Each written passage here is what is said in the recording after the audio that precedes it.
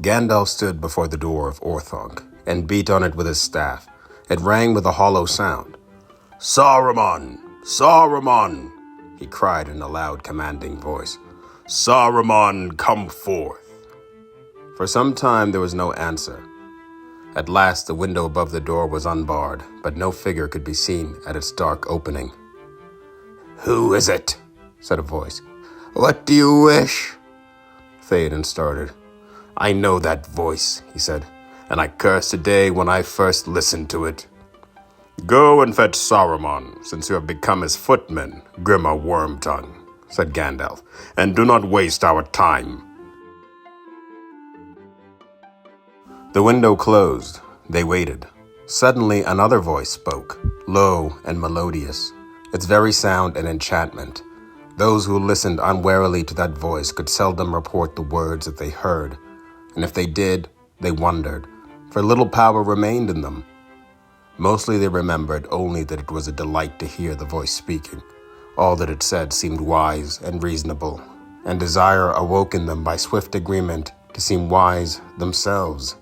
When others spoke, they seemed harsh and uncouth by contrast, and if they gainsaid the voice, anger was kindled in the hearts of those under the spell. For some, the spell lasted only while the voice spoke to them, and when it spoke to another, they smiled, as men do who see through a juggler's trick, while others gape at it.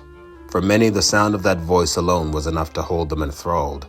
But for those whom it conquered, the spell endured when they were far away, and ever they heard that soft voice whispering and urging them.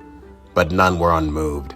None rejected its pleas and its commands without an effort of mind and will, so long as its master had control of it. "Well," it said now with a gentle question, "why must you disturb my rest? Will you give me no peace at all by night or by day?" Its tone was that of a kindly heart, aggrieved by injuries undeserved. They looked up, astonished, for they heard no sound of his coming, and they saw a figure standing at the rail, looking down upon them. An old man swathed in a great cloak, the color of which was not easy to tell, for it changed if they moved their eyes or if he stirred. His face was long with a high forehead.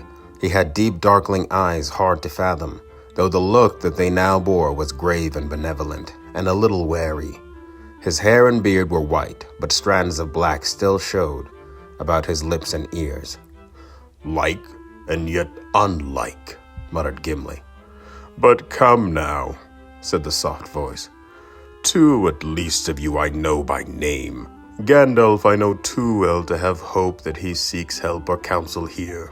But you, Theoden, Lord of the Mark of Rohan, are declared by your noble devices, and still more by the fair countenance of the house of Eol.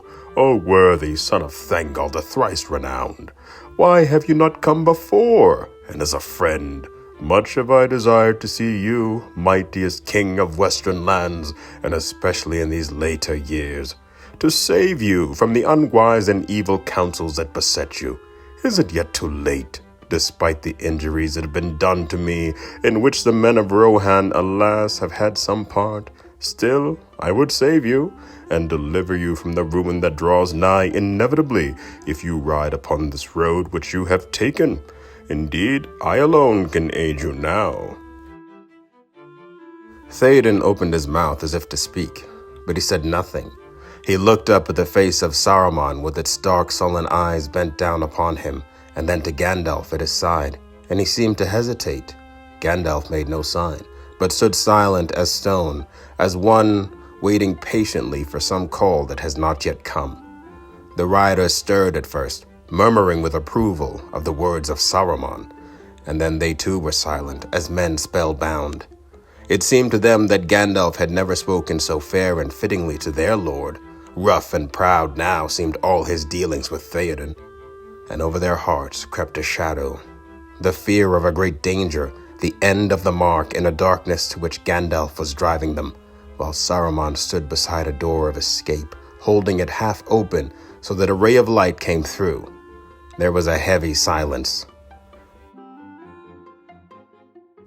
It was Gimli the dwarf who broke in suddenly. "The words of this wizard stand on their heads," he growled, gripping the handle of his axe. "In the language of Orthanc, help means ruin, and save means slaying. That is plain, but we do not come here to beg." "Peace," said Saruman, and for a fleeting moment his voice was less suave, and a light flickered in his eyes and was gone. "I do not speak to you yet, Gimli, glowing son," he said. "Far away is your home, and small concern of yours are the troubles of this land. But it was not by designs of your own that you became embroiled in them, and so I will not blame such part as you have played. A valiant one, I doubt not, but I pray you, allow me first to speak with the king of Rohan, my neighbor, and once my friend." "What have you to say, Theoden King? Will you have peace with me, and all the aid that my knowledge, founded in long years, can bring? Shall we make our counsels together against evil days, and repair our injuries with such goodwill that our estates shall both come to fairer flower than ever before?" Still Theoden did not answer. Whether he strove with anger or doubt, none can say. Eomer spoke. "Lord, hear me," he said. "Now we feel the peril that we were warned of. Have we ridden forth to victory only to stand at last amazed by an old liar with honey on his forked tongue? So would the trapped wolf speak to the hounds if he could. What aid can he give you, forsooth? All he desires is to escape from his plight. But will you parley with this dealer in treachery and murder? Remember Theodred at the fords and the grave of Hema in Helm's Deep." "If we speak of poisoned tongues, what shall we say of yours, young serpent?" said Saruman, and the flash of his anger was now plain to see. "But come, Eomer's son," he went on in his soft voice again. "To every man his part, valor in arms is yours, and you win high honor thereby. Slay who your lord names as enemies, and be content. Meddle not in policies which you do not understand. But maybe if you become a king, you will find that he must choose his friends with care. The friendship of Saruman and the power of Orthanc cannot be lightly thrown aside, whatever grievances, real or imagined, may lie behind. You have won a battle, but not a war, and that with help which you cannot count on again. You may find the shadow of the woods at your door next. It is wayward and senseless, and has no love for men. But, my lord of Rohan, am I to be called a murderer because valiant men have fallen in battle? If you go to war needlessly, for I did not desire it, then men will be slain. But if I'm a murderer on that account, then all the house of Aeol is stained with murder. For they have fought many wars, and assailed many who have defied them. Yet with some they have afterwards made peace, none the worse for being politic. I say, Theoden King, shall we have peace and friendship, you and I? It is ours to command." "We shall have peace," said Theoden at last, thickly and with an effort. Several of the riders cried out gladly. Theoden held up his hand. "Yes, we will have peace," he said now, in a clear voice. "We will have peace when you and all of your works have perished, and the works of your dark master to whom you would deliver us. You are a liar, Saruman, and a corrupter of men's hearts. You hold out your hand to me, and I perceive only a finger of the claw of Mordor, cruel and cold. Even if your war on me was just, as it was not, for were you 10 times as wise as you are, you would have no right to rule me and mine for your own profit as you desired. Even so, what will you say of your torches in Westfold and the children that lie dead there? And they hewed Hema's body before the gates of the Hornburg, after he was dead. When you hang from a gibbet at your window for the sport of your own crows, I will have peace with you and Orthanc. So much for the house of Aeol. A lesser son of great sires am I, but I do not need to lick your fingers. Turn elsewhither. But I fear your voice has lost its charm." The riders gazed up at Theoden like men startled out of a dream. Harsh as an old raven's, their master's voice sounded in their ears after the music of Saruman. But Saruman for a while was beside himself with wrath. He leaned over the rail as if he would smite the king with his staff, To some, suddenly it seemed that they saw a snake coiling itself to strike. "Gibbets and crows!" he hissed, and they shuddered at the hideous change of his voice. "Dotard! What is the house of Aeol but a thatched barn where brigands drink in the reek and their brats roll on the floor among the dogs? Too long have they escaped the gibbets themselves, but the noose comes, slow in the drawing, tight and hard in the end. Hang if you will." Now his voice changed as he slowly mastered himself. "I know not why I've had the patience to speak to you, for I need you not, nor your little band of gallopers, as swift to fly as to advance, Theoden horse master. Long ago I offered you a state beyond your merit and your wit. I have offered it again, so those whom you mislead can clearly see the choice of roads. You give me brag and abuse, so be it. Go back to your huts. But you, Gandalf, for you at least I am grieved, feeling for your shame. How comes it that you can endure such company? For you are proud, Gandalf, and not without reason, having a noble mind and eyes that look both deep and far. Even now will you not listen to my counsels?" Gandalf stirred and looked up. "What have you to say that you did not say at our last meeting?" he asked. "Or perhaps you have things to unsay." Saruman paused. "Unsay?" he mused, as if puzzled. "Unsay? I endeavored to advise you for your own good, but you scarcely listen. You are proud and do not love advice, having indeed a store of your own wisdom. But on that occasion you erred, I think, misconstruing my intentions willfully. I fear that in my eagerness to persuade you, I lost patience, and indeed I regret it. For I bore you no ill will, and even now I bear you none, though you return to me in the company of the violent and the ignorant. How should I? Are we not both members of a high and ancient order, most excellent in Middle-earth? Our friendship would profit us both alike. Much we could still accomplish together to heal the disorders of the world. Let us understand one another and dismiss from thought these lesser folk. Let them wait on our decision. For the common good, I am willing to redress the past, and to receive you. Will you not consult with me? Will you not come up?" So great was the power that Saruman exerted in this last effort that none that stood within hearing were unmoved. But now the spell was wholly different. They heard the gentle remonstrance of a kindly king with an erring but much beloved minister. But they were shut out, listening at a door to words not meant for them, ill-mannered children or stupid servants overhearing the elusive discourse of their elders, and wondering how it would affect their lot. Of loftier mold these two were made, reverent and wise. It was inevitable that they should make alliance. Gandalf would ascend into the tower to discuss deep things beyond their comprehension in the high chambers of Orthanc. The door would be closed, and they would be left outside, dismissed to await allotted work or punishment. Even in the mind of Theoden, the thought took shape, like a shadow of doubt. "He will betray us. He will go. We shall be lost." Then Gandalf laughed. The fantasy vanished like a puff of smoke. "Saruman, Saruman," said Gandalf, still laughing. "Saruman, you missed your path in life. You should have been the king's jester and earned your bread and stripes too by mimicking his counselors. Ah, me." He paused, getting the better of his mirth. "Understand one another. I fear I'm beyond your comprehension.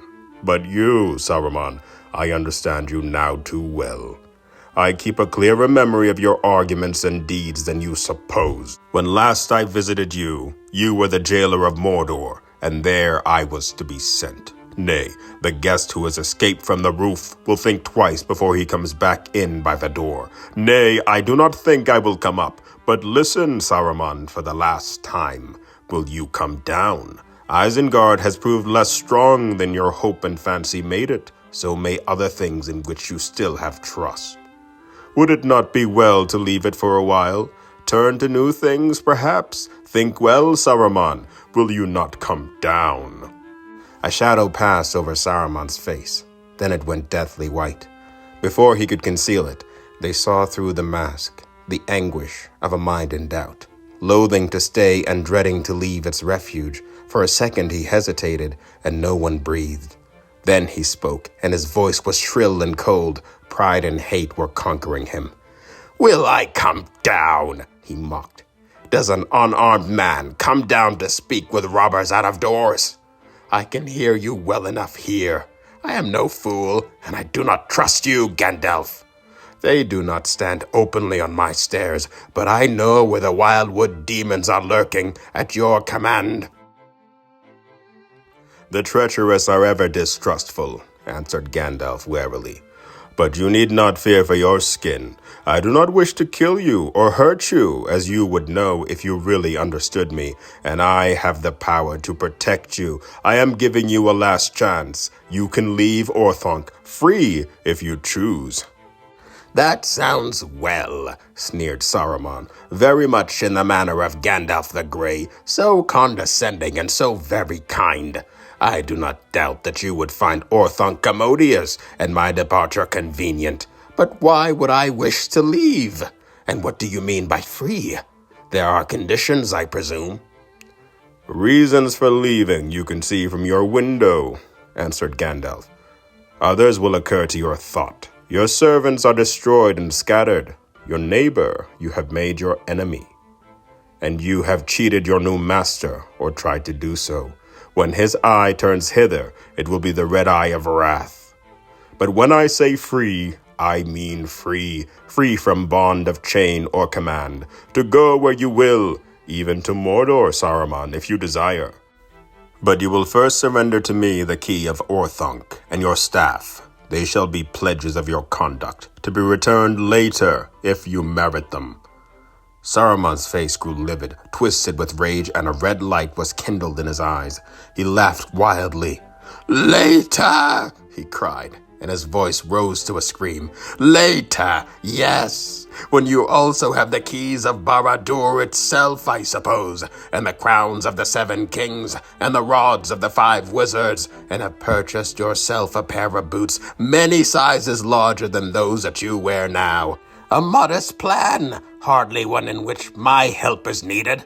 I have other things to do. Don't be a fool. If you wish to treat with me while you have a chance, go away and come back when you are sober, and leave behind these cutthroats and small ragtag that dangle at your tail. Good day." He turned and left the balcony. "Come back, Saruman," said Gandalf in a commanding voice. To the amazement of the others, Saruman turned again, as if dragged against his will. He came slowly back to the iron rail, leaning on it, breathing hard. His face was lined and shrunken. His hand clutched his heavy black staff like a claw. "I did not give you leave to go," said Gandalf sternly. "I have not finished. You have become a fool, Saruman, and yet pitiable. You might still have turned away from folly and evil and have been of service, but you choose to stay and gnaw the ends of your old plots. Stay then. But I warn you, you will not come easily out again, not unless the dark hand of the East stretches out to take you, Saruman," he cried, and his voice grew in power and authority. "Behold, I am not Gandalf the Grey whom you betrayed. I am Gandalf the White, who has returned from death. You have no color now, and I cast you from the Order and from the Council." He raised his voice and spoke slowly in a cleared, cold voice. "Saruman, your staff is broken." There was a crack, and the staff split asunder in Saruman's hand, and the head of it fell at Gandalf's feet.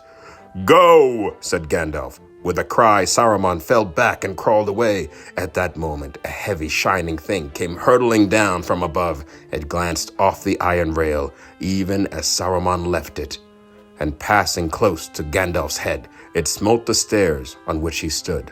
The rail rang and snapped. The stairs cracked and splintered in glittering sparks, but the ball was unharmed. It rolled on down the steps, a globe of crystal, dark but glowing with a heart of fire. As it bounded away toward a pool, Pippin ran after it and picked it up. "The murderous rogue!" cried Éomer, but Gandalf was unmoved.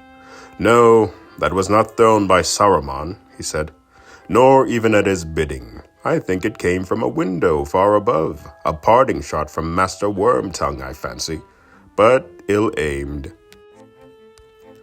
The aim was poor, maybe, because he could not make up his mind. Which he hated more, you or Saruman? Said Aragorn. "That may be so," said Gandalf. "Small comfort will those two have in their companionship. They will gnaw one another with words, but the punishment is just. If Wormtongue ever comes out of Orthanc alive, it will be more than he deserves." "Here, my lad, I'll take that.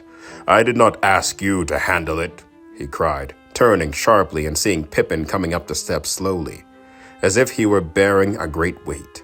He went down to meet him and hastily took the dark globe from the hobbit, wrapping it in folds of his cloak. "I will take care of this," he said. "It is not a thing, I guess, that Saruman would have chosen to cast away." "But he may have other things to cast," said Gimli. "If that is the end of the debate, let us go out of stone's throw at least." "It is the end," said Gandalf. "Let us go."